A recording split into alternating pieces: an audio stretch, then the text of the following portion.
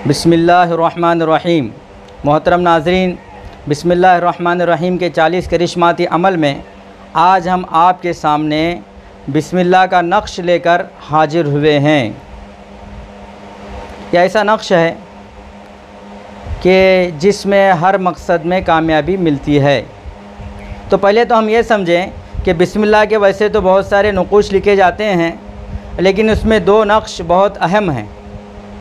उसमें से भी एक नक्श की इजाज़त हर एक को नहीं है।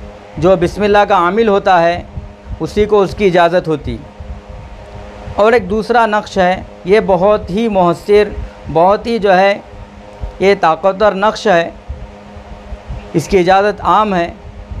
तो हम इसको जो है आपके सामने अब बताने वाले हैं। तो सबसे पहले हम इसके फ़वाइद सुन लें कि इस नक्श के क्या फ़वाइद हैं, इसके लिखने के क्या फ़वाइद हैं।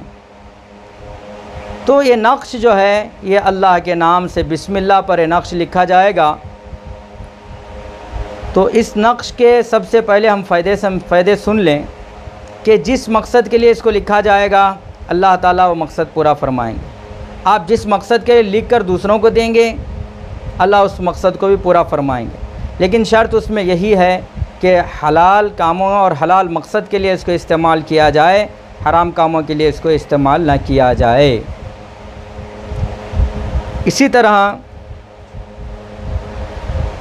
अगर किसी के सर में दर्द हो रहा है या जिस्म में कहीं दर्द हो रहा है तो इस नक्श को लिखें, तेल में डाल दें उसको, फिर उस तेल को जो है जहाँ दर्द है आप लगाएं, इंशाअल्लाह वो दर्द ख़त्म हो जाएगा।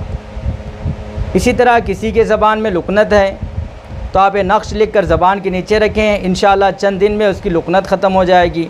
और कभी कभी किसी की ज़बान मोटी हो जाती है किसी बीमारी की वजह से या कभी असरात की वजह से कि बात करने नहीं आता रहता, ऐसा होता है, तो उसके लिए भी यही है कि लिख कर इस नक्श को लिख कर ज़बान के नीचे रखें, इंशाअल्लाह वो बीमारी भी उनकी ख़त्म हो जाएगी।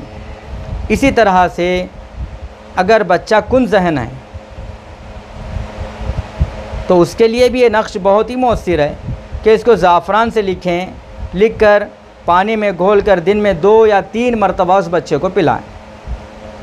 या अगर आप ज़ाफ़रान से नहीं लिख सकते तो इंक से लिखें, स्याही से लिखें, लिख कर जो है उसको पानी में घोल कर उस बच्चे को पिला दें। तो इंशाअल्लाह चंद दिनों में उसकी जो है ज़हनी कमज़ोरी ख़त्म हो जाएगी और अल्लाह ताला उसको कवी ज़हन अल्लाह बनाएंगे।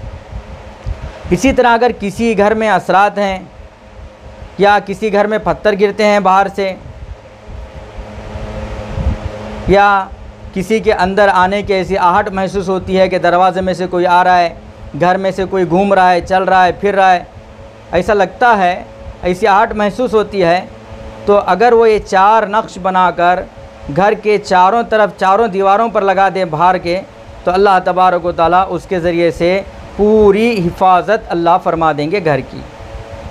इसी तरह अगर आपको ये शक है कि हमारे किसी चीज़ को नज़र लग रही है, हमारे दुकान को नज़र लगती है, हमारे गाड़ी को नज़र लगती है, या हमारे किसी चीज़ को नज़र लगती है, हमारे कारोबार को नज़र लगती है, तो आप अगर ये नक्श बनाकर वहाँ रखेंगे या आप उसको जो है आवेज़ां करेंगे तो अल्लाह ताला उस नज़र से भी हिफाजत फरमाते हैं। तो अब हम चलते हैं इस नक्श की तरफ। तो सबसे पहले तो हम ये समझें कि इससे पहले की वीडियो में बताया गया है कि बिस्मिल्लाहिर्रहमानिर्रहीम के 19 हरूफ हैं। इससे पहले की गालिबन तीसरी वीडियो में इसको बताया गया 19 हरूफ हैं। तो अब हमें जो नक्श बनाना है वो सिर्फ़ बिस्मिल्लाह का नक्श बनाना है। तो कैसे बनाना है? तो 3 लाइनों में, 3 सत्रों में इसको लिखना है। पहले बा जो है, बिस्मिल्लाह की जो पहली बा है, इस बा को हम 19 मरतबा लिखें। फिर उसके बाद दूसरी लाइन में जो है, दूसरी सतर में सीन को 19 मरतबा लिखें। अब ये 20 हो गया। अब तीसरी सतर में हम जो है मीम को 19 मरतबा लिखें। फिर अब ये 3 लाइन हो गए। इसके ऊपर जो है लफ्ज़ अल्लाह को हम इसके ऊपर लिखें। इस तरह लफ्ज़ अल्लाह को लिखें। स्क्रीन पर आप जो है इसकी शक्ल देख लें, इस नक्श की शक्ल आप स्क्रीन पर देख लें, आपको दिखाई जा रही है। तो इस तरह से लिखना है। अगर हम इस तरह से लिखेंगे इसको तो इंशाअल्लाह जिस मकसद के लिए हम लिखेंगे अल्लाह उस मकसद को पूरा फरमाएंगे। तो हम इसको लिखें इंशाअल्लाह। आइंदा हम जो है बिस्मिल्लाह के पढ़ने के फ़वाइद भी आपको बताएंगे। इसी तरह से अब रमज़ान का महीना आने वाला है, तो हम इंशाअल्लाह रमज़ान के पूरे महीने में अब हम जो है रमज़ान के रूहानी आमाल, जिसमें हर परेशानी का हल बताया जाएगा और हर मुश्किल से नजात का रास्ता बताया जाएगा, ये इंशाअल्लाह पूरे रमज़ान हम जो है इसको चलाएँगे। रोज़ एक वीडियो आप तक इंशाअल्लाह ज़ोहर की नमाज़ के बाद पहुँच जाएगी, आप उससे इस्तेफ़ादा करें।